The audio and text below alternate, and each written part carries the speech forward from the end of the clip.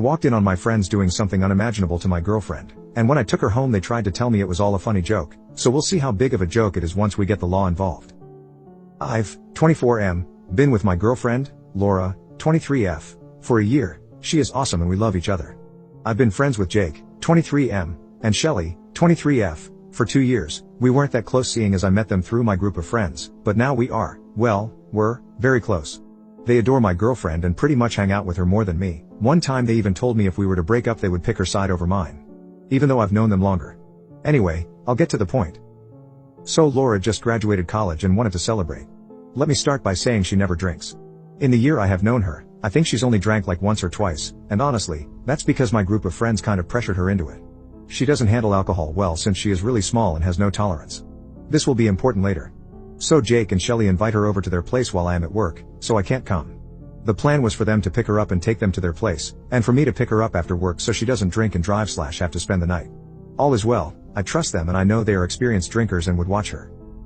I get off at 2 a.m. from work and head over to their place. At this point, I know Laura is drunk because of the sloppy texts I'm getting from her, so I knew that I would have to take care of her. But then, I get to their house and I walk in on something terrible.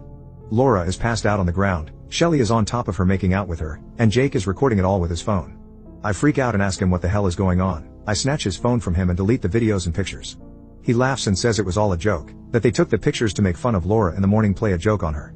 I pick her up off the ground and we leave. Guys, she was so drunk she could barely walk. She was puking constantly, she was crying and couldn't see straight, and my friends were completely sober. What the F? I put her to bed and then receive a text from Shelly, saying that I shouldn't be mad since it was all a joke. I replied that they took advantage of her, and she agreed, but claimed they took advantage of her in a friendly way so that she would let loose and have fun since she is always studying. I was so disgusted that I didn't reply and cared for Laura all night since she wouldn't stop vomiting. The next day, Laura receives a bunch of text messages from them angrily berating her for getting them in trouble. They say she is a grown woman who can handle her own mistakes, that they don't give a damn what I think about what they did, that I am a little b, and that it's basically all her fault and she pressured them into making the video. If you all saw how incoherent and blacked out my girlfriend was, you'd see that she couldn't even stand up, let alone pressure someone to do anything.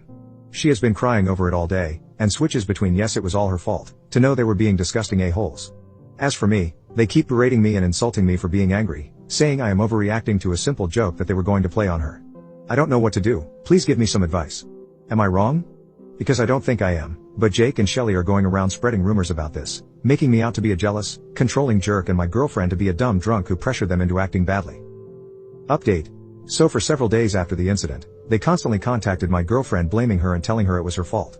She did admit to them that she was blackout drunk and couldn't remember anything, and they pounced on that information by telling her false stories of what actually happened and telling her that I was lying and a controlling jerk who just wanted to isolate her from her true friends. Since they've known me for a long time, they then proceeded to tell her horrible stories about my past, that I did drugs, when I was 18 for God's sake, that I was once arrested for drunk driving, that was a mistake I owned up to as soon as her and I met, and she was aware of it since the beginning, and that I've slept with multiple women and that Laura is just another number to me. Guys, I'll admit that I used to be a party animal and I have a bad past, but I am a changed person now and I love my girlfriend with all of my heart. It hurt that they were using my past against me in order to get her to come to their side. So I told her that she should go to the police and file a report, and she agreed. She warned them to quit harassing her and they flipped the F out. They showed up at our house late at night to try to talk to her, they left treats and presents for her at our door, they even got her parents involved. Now, her parents are not idiots and as soon as I told her what they did to Laura, her parents banned them from the house and threatened to call the police if they ever showed up again. It was a crazy ordeal, considering they left handwritten notes for her parents to read signed love, your favorite son and daughter. WTF? Laura spent many nights crying into my arms racked with guilt and confusion. Finally, we went to the police after weeks of this harassment and filed a report. She did not want to press charges. I'm working on building her self-esteem back up so she has the strength to do it if she ever wants to. The police officers said that she has enough evidence to press charges against them since she has the texts where they admitted to taking advantage of her, and they also said that if she presses charges, they can confiscate their phones and search for their video. I'm still not sure how that would work but I'm not questioning it.